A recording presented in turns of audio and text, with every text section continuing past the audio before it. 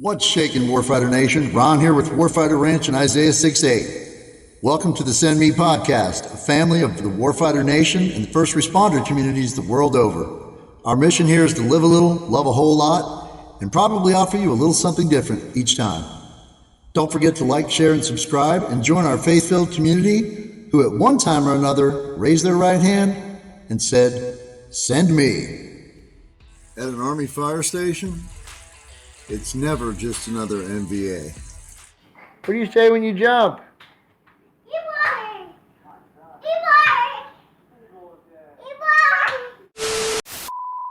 Never underestimate the value of early training. Spent 12 years in the Army Fire Service. Met a lot of people, saw a lot of lives changed. Some for the better, some for the worse. Trooper 7, All we're of cleared them on at this time. amazing.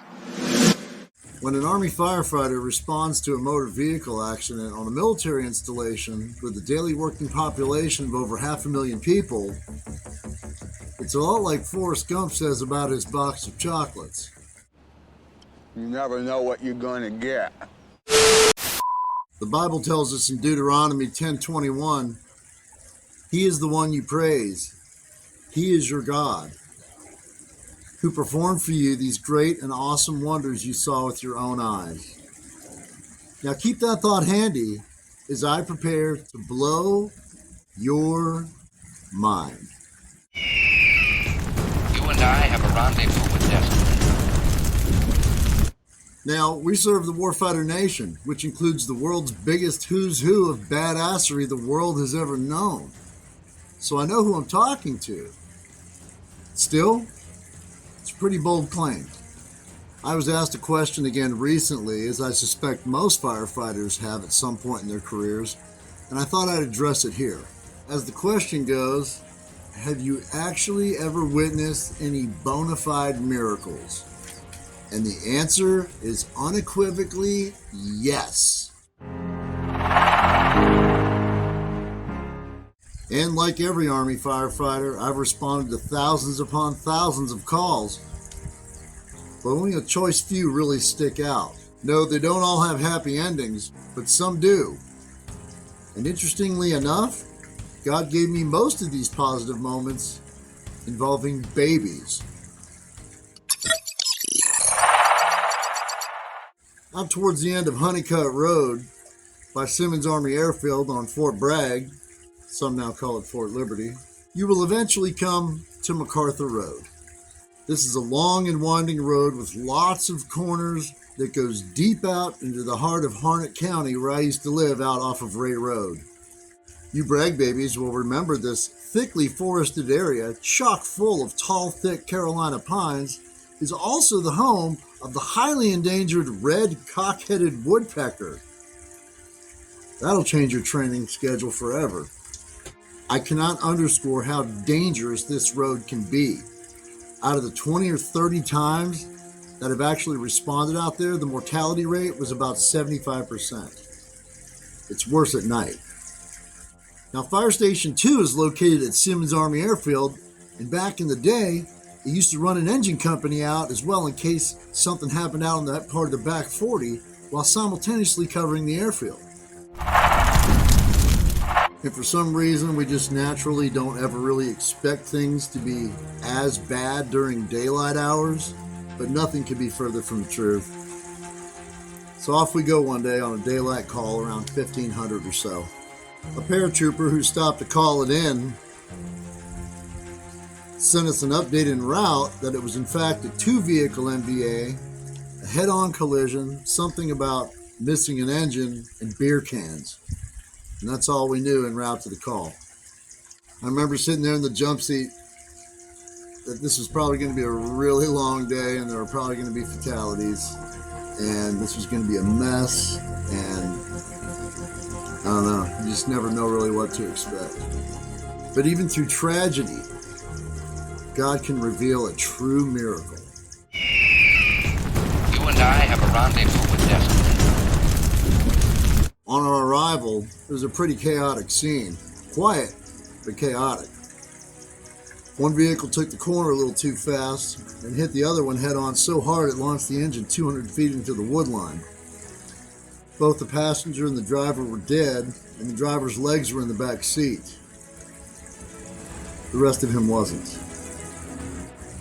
The car was littered both inside and outside with beer cans, and it was truly an unfortunate scene.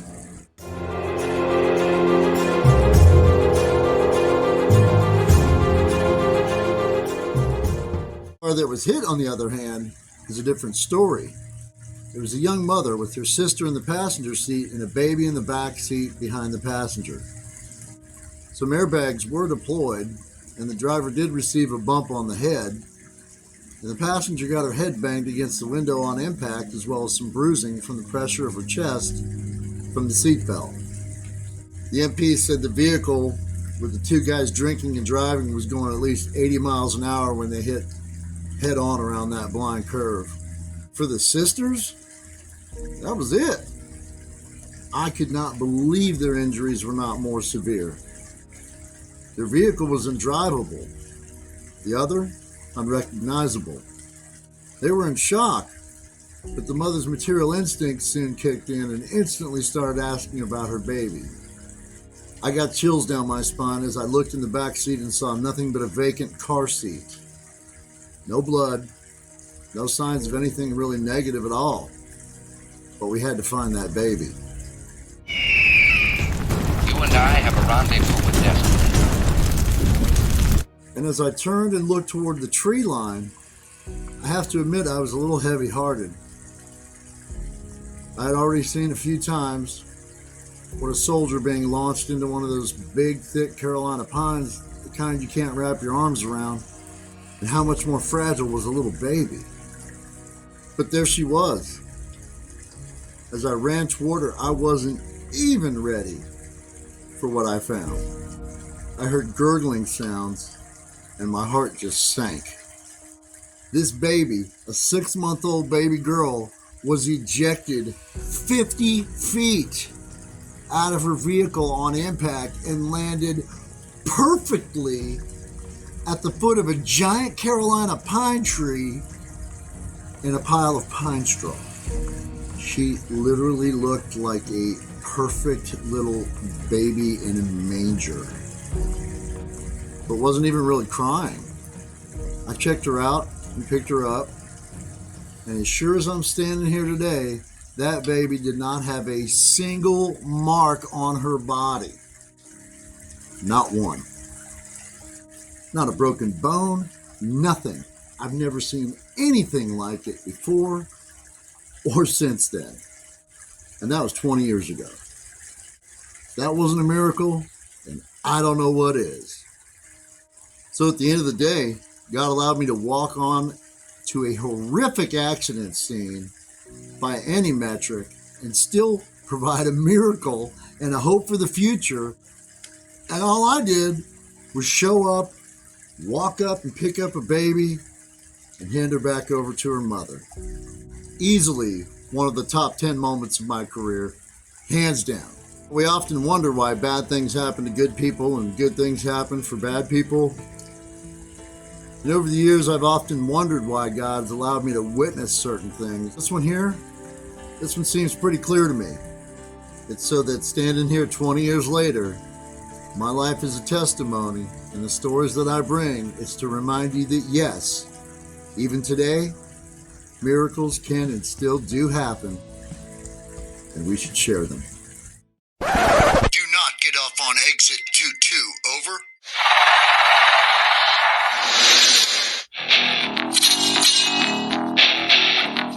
We were cleared hot at this time. Boat Vet 6, this is Smoke Jumper 7. Roger that. Next mission, time now.